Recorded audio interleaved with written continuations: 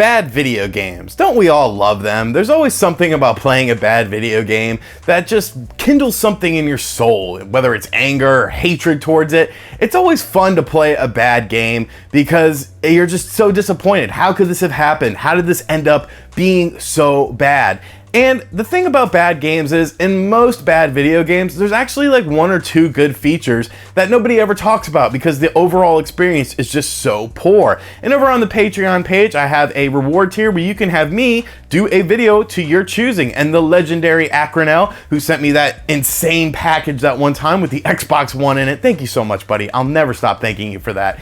Wanted me to make a video about bad games, but talk about the good features in bad games. So I've been thinking about it. I've come up with a couple good titles, I feel, and we're gonna talk about good things in bad video games. So sit back, relax, subscribe, and enjoy this video.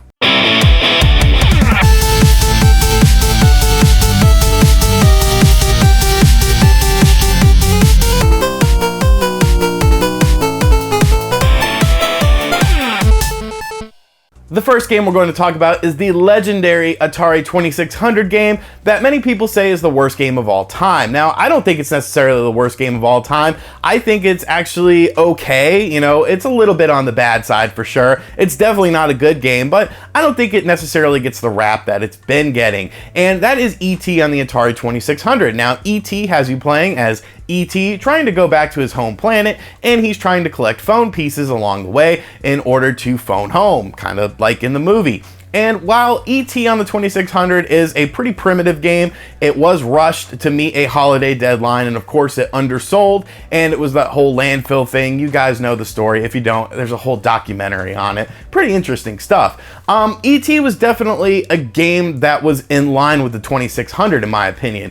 You know, a lot of 2600 games you had to use your imagination. They weren't these awesome graphical works of art with deep narrative and whatnot. You sort of had to figure out what you were doing, and E.T. was pretty much in line with that. Now, revisionist history likes to say it was a terrible game, one of the worst of all time, and maybe they're right, but in my opinion, it's definitely not the worst game of all time. So what is the good part of E.T. that I like so much? It would definitely have to be the sprite work on both the scientist and the federal agent guy trying to collect E.T. Now, these sprites look straight out of an NES game, and this isn't an Atari 7800 game, this is a 2600 game, and this system was very primitive, and these two character models are very well animated, they're very well done, and they almost don't fit in with the rest of the game because they look so good. So what is the good part about E.T.? Definitely the character work, the sprite work on the scientist and the federal detective, because that's pretty impressive stuff and definitely something you did not see a lot of on the 2600.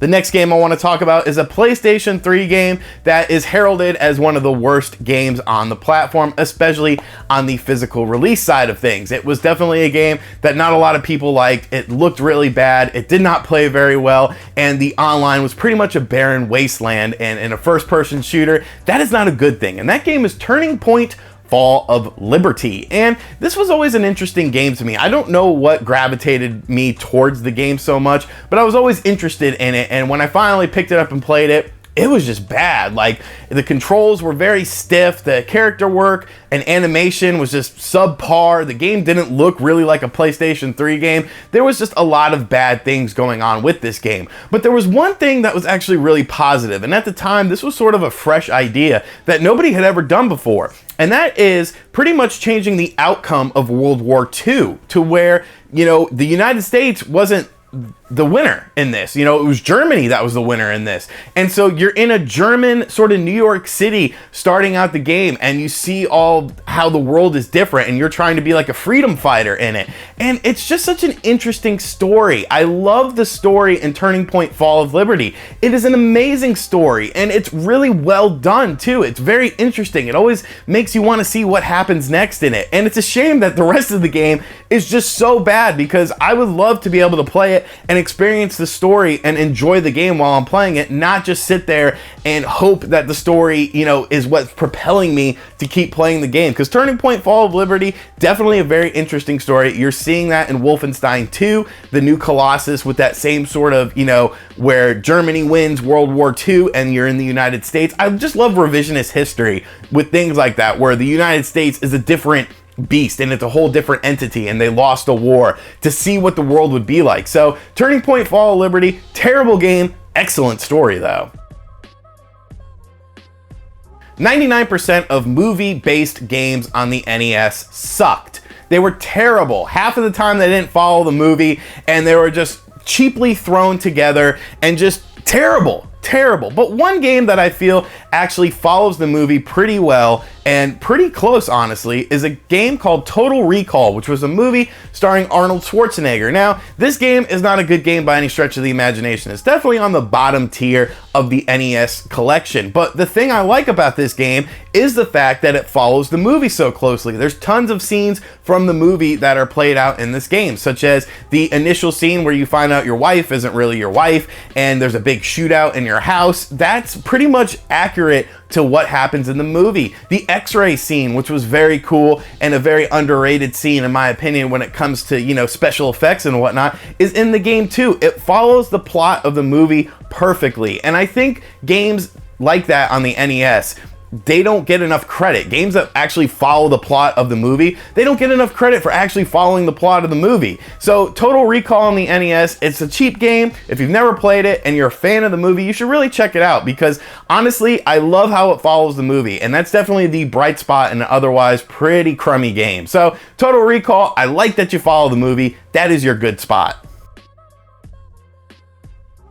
In the early 2000s, skateboarding games were pretty popular. Skateboarding sort of emerged from this counterculture thing into a more widely accepted thing. So a lot of companies were just throwing skateboarding games out there, including Konami. Konami released a game on the PS2 and the GameCube called Evolution Skateboarding. And in the sea of skateboarding games that was out there at the time, this was definitely at the bottom of the sea. It was not a very good game. It didn't look very good. It did have real skateboarders, which I appreciated because I was big into skating at that time, but it just didn't look good. It didn't play good. There was nothing really redeeming about the game, and the fact that they called tricks wrong all the time, and you'd have this stupid announcer saying these just made up tricks. It's like, dude, did you not research this? It was obvious that Konami was just looking for a quick cash grab with Evolution Skateboarding. But for all the negative things in the game, there was one very positive thing about the game that I really appreciated and I still dabble with till today. And that is one of the unlockable characters. This wasn't a real skateboarder. This wasn't anything like that. It was Solid Snake. And you could play on the big blue apple, the big shell from Metal Gear Solid 2, and skate on it. And it was just awesome. It was so cool to have Solid Snake skateboarding on the big shell, and just it was a perfect replication of the big shell. And there was this awesome Metal Gear theme remix done with guitars and whatnot, and it just sounded so good. It was so cool and so unique, and it really made that game memorable for me. As much as I dislike the actual game, playing as Solid Snake on this skateboarding level was just amazing, and the song was so good, and it really just made a crummy game have a really big bright spot. So Solid Snake being in Evolution Skateboarding, definitely the highlight of that game.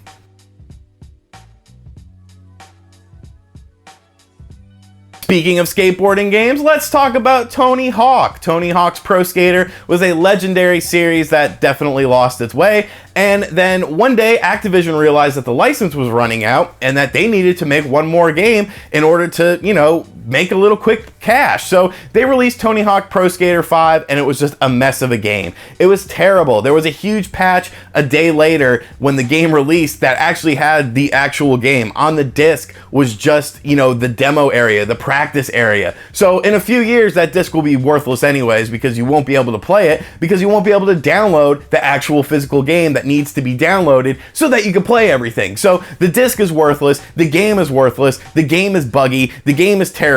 So what's good about this? It marked the death of the franchise. You knew all these answers weren't going to be serious answers, and this is my non-serious answer. Good riddance, Tony Hawk Pro Skater. You've just worn out your welcome, and I'm glad to see you go. Goodbye. Bring me skate.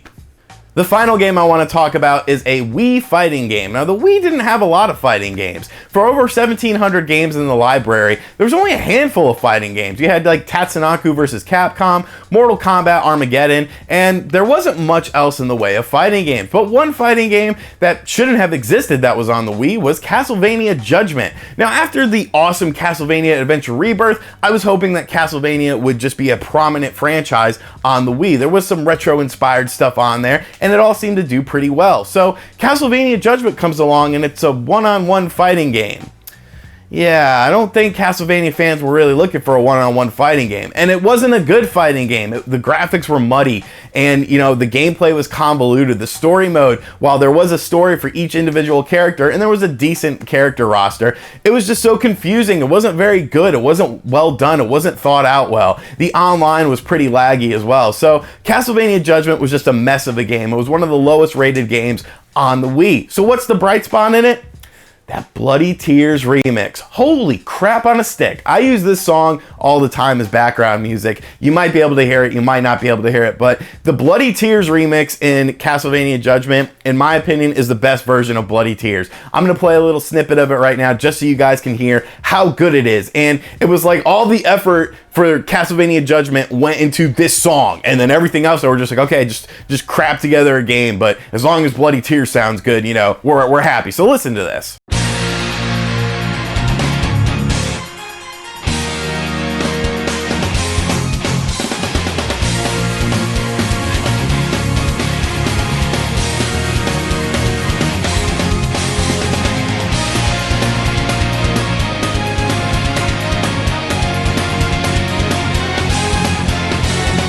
That, my friends, is the hallmark of a good song. That is just excellent composition. It's rocking, it's fast paced. It just sounds so good. And it makes you wonder, did they really put all the effort just into this one song? So Castlevania Judgment, terrible game, but an amazing version of Bloody Tears. Alright, and that is just a handful of bad games that have good features. I hope you guys enjoyed this video. I had fun sort of figuring out what games I wanted to talk about and what games I wanted to research for this, and it was a fun video to make, so thank you, Acronel, over on the Patreon page. If you guys feel so inclined, check out the Patreon page. There's some cool rewards on there. If not, no big deal. And thank you for checking out this video. As always, leave me your comments in the comment section down below. Make sure you like the video, make sure you're subscribed to the channel, and I will catch you guys next time. Later.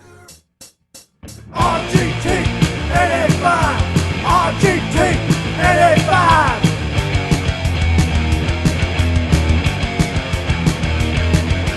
RGT 85, RGT 85.